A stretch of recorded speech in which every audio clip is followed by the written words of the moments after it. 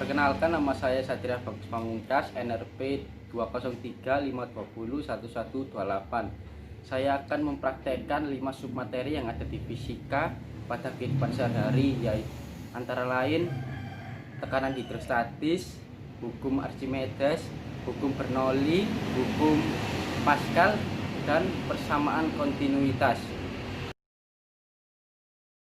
Tekanan hidrostatik adalah tekanan yang diberikan air ke semua arah tergantung arah gravitasinya.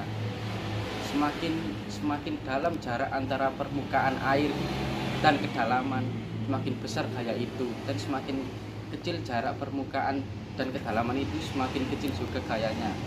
Tekanan hidrostatis. Contoh penerapan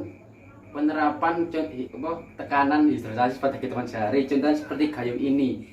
Nah, ketika gayung ini kita tekan di kedalaman yang pendek, otomatis gayanya akan kecil. Nah, semakin dasar atau permukaan air, semakin jauh permukaan air dengan gayung, akan semakin besar pula dorong gaya yang ada, tekanan yang ada. Bernoulli. Saat aliran fluida naik, maka tekanan yang dimiliki fluida akan turun. Saat itu juga energi potensial yang dimiliki fluida juga turun. Sebaliknya, jika aliran fluida turun, maka tekanan yang dimiliki fluida akan meningkat. Jadi seperti ini.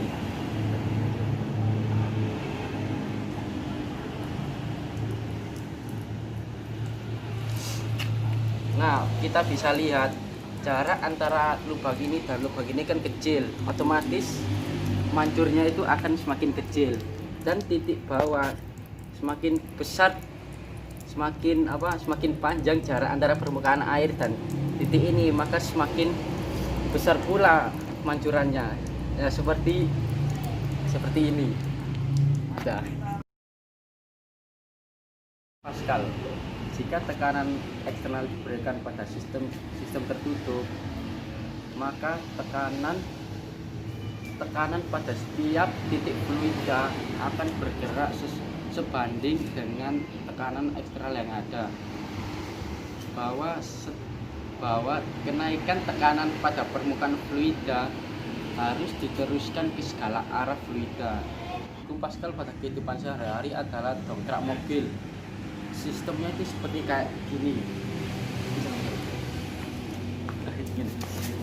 Nah, anggap saja korek ini adalah mobil dan ini adalah dongkraknya. Dan ketika kita memberi tekanan eksternal yang ada di sini, otomatis fluida itu akan bergerak ke segala arah, yaitu ke atas. Dan otomatis mobilnya juga akan naik.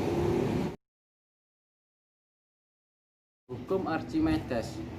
Hukum ketika zat padat dimasukkan ke dalam zat cair, maka zat padat itu akan menerima gaya, yaitu gaya terapung. Jadi berat ketika benda padat itu di dalam air akan terasa lebih ringan dibandingkan dengan berat yang ada di darat. Hukum Archimedes biasanya diterapkan pada kapal selam. Nah, kapal selam itu biasanya di bawahnya itu ada tangki yang berisi udara yang itu dibuat untuk kapal selam itu bisa terapung, melayang atau tenggelam. Nah, contoh seperti ini. Anggap aja tangki kapal selam. Nah, ketika kita isi 100% dengan air, 100% dengan udara, maka kapal selam itu akan 100% akan ada di permukaan. Ketika tangki kapal selam ini, ketika kapal selam itu ingin membuat dirinya melayang, maka dia itu memasukkan air ke dalam tangkinya itu sebesar setengah lah, 50%.